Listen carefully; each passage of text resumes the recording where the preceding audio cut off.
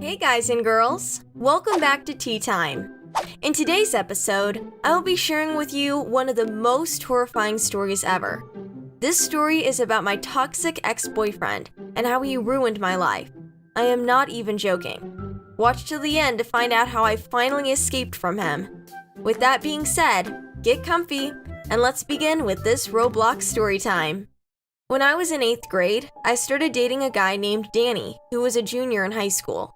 He was completely possessive and obsessive in new levels I hadn't seen before. I threatened to file a restraining order many times, but always fell right back to his gaslighting mind games. After a while of dating someone who was emotionally abusive, demeaning, and damaging, I decided to end the relationship. By this time, I met a new guy named Steven. He was also a junior. Danny, my ex, stalked me through our whole relationship. Anytime I went out with a friend, he would creep on me and text me at the same time. "I see you're wearing a skirt, trying to get laid, you whore." This is one of the many texts I'd get from my ex. He would call over and over again, leaving strange voicemails on my phone. Summer came, and this kept going on for a long time. My mom was genuinely concerned because of the voicemails and seeing him outside my house all the time. One night, my best friend Kelly and I were drinking behind the mall parking lot as we often did. It was me, my friend Kelly, and 3 of Steven's friends. Kelly had a huge crush on one of Steven's friends called Sean. This became a routine for the summer. We would hang with this crew, and I started to really like Steven.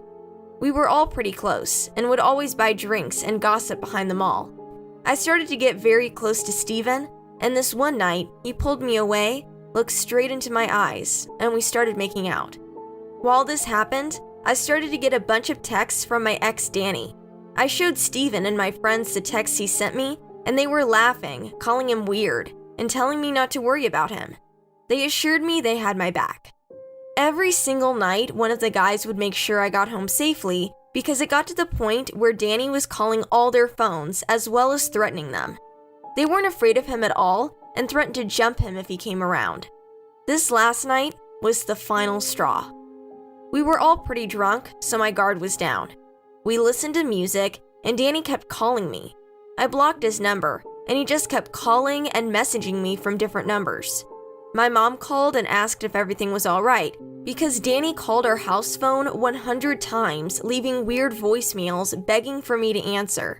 He was making strange bribes also, and he said he wanted to sit with me and see me one last time. "I think you should come home soon," my mom said nervously. I started to panic, thinking Danny would show up. I didn't know if Steven would step in and make a scene. That's the last thing I wanted. I could sense something bad was going to happen. He was absolutely unhinged at this point.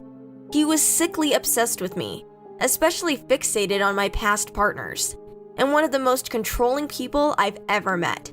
His abuse was horrible. He knew I was with Steven and his friends, so that infuriated him. He would write messages putting me down and calling me a slut for being with Steven. Then he would text me how much he loved me, telling me we can't break up. He would threaten to hurt me, and especially Steven. As we finished our drinks for the night, everyone went their separate ways to walk home. Steven and I were walking home together because we lived over the catwalk and a few blocks away from one another. I actually wanted to walk Steven home first because I didn't want Danny to hurt him like he kept threatening he was going to do. I seriously had enough of this fucking guy. His stalking was beyond unsettling. Steven and I drunkenly walked down the block, talking and laughing. As we're walking, we see a hooded guy walking towards us fast. I knew it was him right away. My heart started pounding. I knew it was him. And yeah, it was fucking Danny. He came up and tried to punch Steven in the face. Steven ducked, and I put myself in front so he wouldn't try anything. They were saying shit to each other back and forth. I literally snapped. Danny was calling me names and telling me to go with him. I threw my purse on the ground and lunged at Danny like a drunken rustler. I threw him to the ground and screamed to his face, "It's over! Do you get it, you fucking idiot? Don't you dare touch him or me! I've had enough!" Tears were rolling down my face out of anger. I pleaded and begged him to leave me alone and let me be free of him.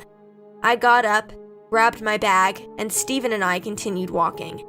Danny was walking behind us at this point. He was walking with us, crying and blurting out weird things, like weird rants about our relationship.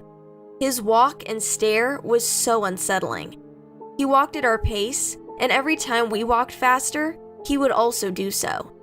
Then Danny said the most inappropriate thing ever. He asked Steven this. "I can't say it on video, but make up your own mind," he said. "Are you going to her on her period?" By this time, Steven had enough. He throwed himself against Danny. Steven right-hooked Danny in the face. They both fell and started hitting each other in the ground. I didn't know what to do. All I said was to please stop. I tried to separate them, and I did, both covered in blood. Danny's nose was bleeding from Steven's right hook. After finally ending the fight, Danny speed ran back to his car and drove away. We got ourselves together, and Steven said Danny will for sure confront us again before we got to our houses.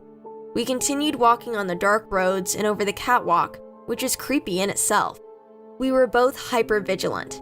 Every car I heard or saw headlights, I would gasp and hide. As we got to Steven's house, he gave me a goodnight kiss, and I headed for the 5-minute walk ahead. The wind was howling, and it was dark. I heard some noises coming from the bush next to me. I figured it was just a skunk or an animal. The wind was howling, so I thought maybe it was the wind. I hurried past the bushes. As I was walking, I heard someone singing in a demonic voice the lyrics to the song, "Make Damn Sure" by Taking Back Sunday. It was the part, "I'm gonna make damn sure that you can't ever leave.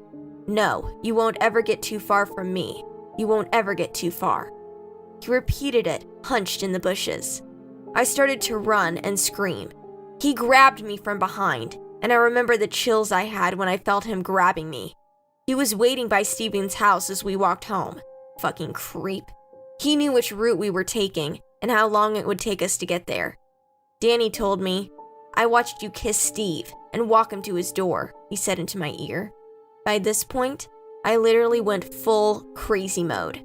I started hitting him with my bag, punching and screaming.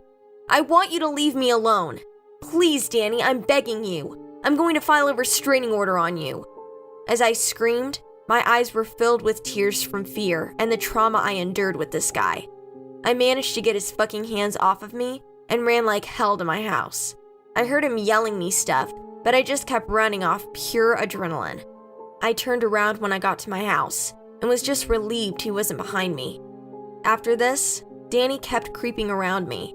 I knew he watched me. I would get texts from him saying, "You looked gorgeous at the mall." I knew he followed me. I'd had enough.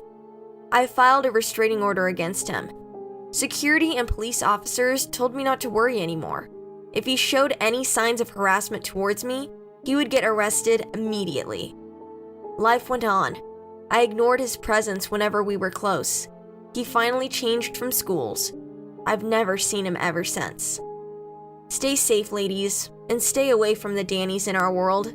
Don't be afraid to speak loudly. So, that's it for today.